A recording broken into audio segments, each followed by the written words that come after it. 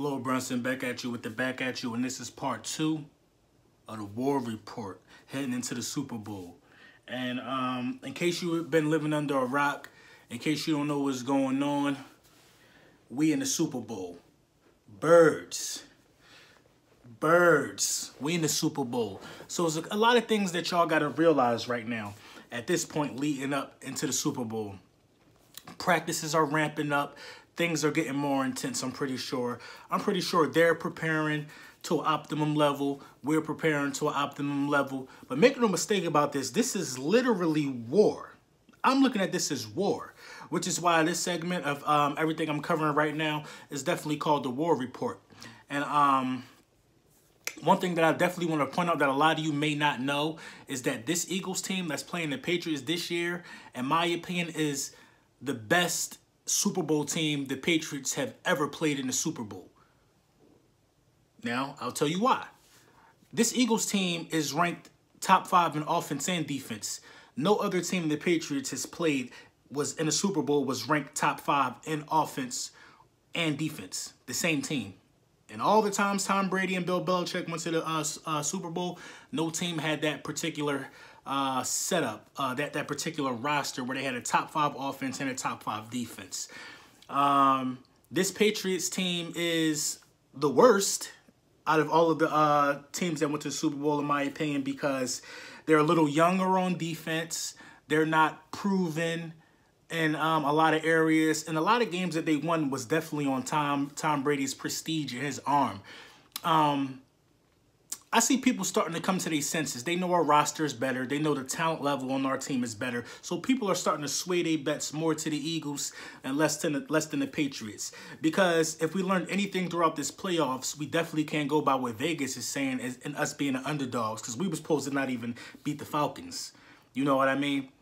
We damn sure wasn't supposed to beat the Vikings if you go by Vegas. So now we just put those two teams back in the fucking body bag. And now they want to look at, oh, this team really must be deep. This team really must be for real. Well, we was 13-3. You knew that when we stepped up to the plate. Why would we be fake? We was 13-3. There's a variety of ways that we can beat this New England Patriots team. If New England can't stop the run, which I believe they're going to have to sell out to do, then it's going to be a blowout if they can't stop the run, because we're just going to run it down their throats. I'm going to call this right now. When we win, Ajayi will be the MVP or Foles will be the MVP. It's either going to be a running back or it's going to be the quarterback as an MVP. You can't even sleep on defense, man. I can see somebody like P. Rod getting 2 interceptions.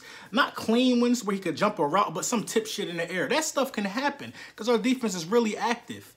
Our defense is really active. Pressure on Tom Brady is expected. I'm pretty sure that that's what they're game planning for right now. I'm going to talk to you as if I'm a coach for the Eagles. Listen, they're game planning for the pressure. We all know they're game planning for the pressure. So what we need to make sure we do is be hip to hip with these receivers on passing plays. We need to be hip to hip in man coverage. We need to make that window as tight as possible, because he's going to do a 3-step drop and let the ball go. He's not going to sit there and let us put a hand on him. He ain't going to do that. So we need to bring it. We need to bring it. Even though they're expecting it, we still need to bring it. Who knows? Somebody can get through. We still need to bring it.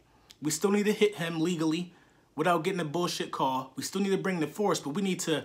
We know that they're going to go short. By him doing a 3-step drop, that kind of negates a deep ball for Cooks in most situations. He'll hold out on some plays to take that shot with Cooks. He has to take that shot with Cooks. That's how they get him. That's how they get the majority of their bullshit pass interference calls. They just throw it up. And when Cooks is blanketed, they throw a flag for him to keep the drives alive for New England. We all know the game. We all know the game. But are we going to give him time to even look that deep down the field? I don't think so. I don't think so.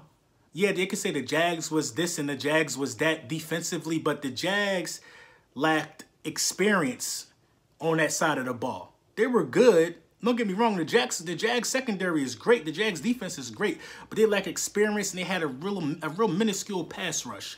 So I don't think the Jags had the type of defense that can beat Tom Brady. I think we have the type of defense because we can bring pressure. We'll only bring in 4. Our front 4 can get the pressure of a blitz. You see what I'm saying? I don't think the Patriots are going to come out and trying to traditionally run the ball. I think the Patriots are going to come out and establish quick passes with these running backs. These running backs are effective in the passing game, so our linebackers are going to have to play a lot of coverage now. Linebackers are going to have to play a lot of coverage. I wouldn't be surprised if we bring some sets out on the field that have more cornerbacks than linebackers for speed purposes, because they're going to do some quick dumps. I could see Rasul Douglas stepping into like a little linebacker position every now and then just to guard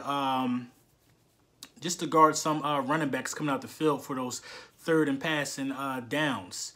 I hear we're practicing good. I got a source that he can get into some of the practices.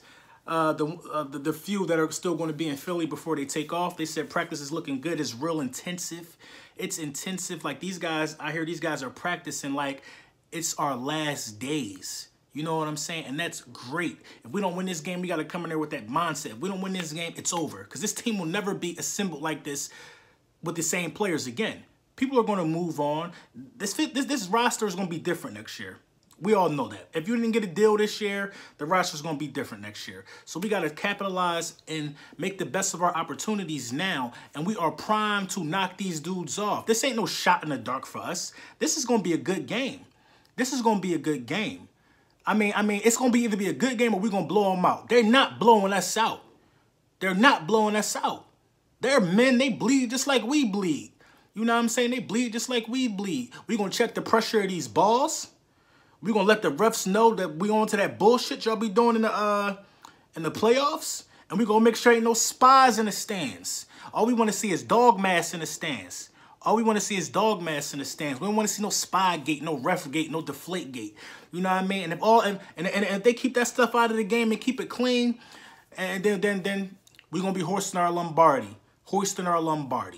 That's all I got to say. And like I said in the beginning of this season, if we win the Super Bowl, I'm getting my Challenger painted eagle green. Oh, yes. I'm going to make a video of me pricing that color, too. I'm ecstatic, man. I'm ecstatic.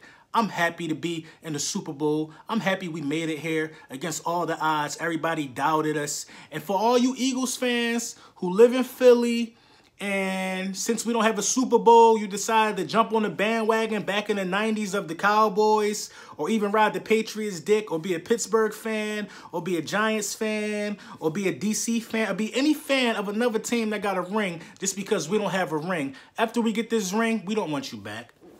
We're not your secondary team. Don't say, oh, this is my team, but the Eagles are my second team. That ain't what real fans do. We don't want you back. Don't jump back on the bandwagon of the city after we get it done. Don't even come to the parade wearing no Eagles stuff. Don't even be fake like that. Stay with your team. Stay with your team. It's Bird Gang. We loyal. That's why it's real. That's why it's real. That's why it's real. And to all my Eagles fans who are going to Minnesota for the game, I also seen some reports of, you know, the Vikings didn't like the way they were treated when they came to our stadium. We got to do better with that. We don't ever want to hurt nobody. You know what I mean? At the end of the day, it's just a game. I know we all passionate fans, but be careful if you're going out there, because they looking for revenge. They're trying to hurt anybody wearing any Eagles colors. That's crazy. So just watch yourself. Be careful. Everybody be safe. You know what I mean? It's just a game at the end of the day. We're passionate fans. That's cool. But we should have never... I want to apologize to any Vikings fans who was at the stadium and had beer bottles thrown at them. You know what I mean? We got a reputation of going hard, but we got to clean that up, Eagles Nation. We got to clean that up, because we don't want people afraid to come to the stadium, and we don't want prices on our heads when we go to other stadiums, because I'm a traveling football fan. I'll go to another stadium and see the Birds.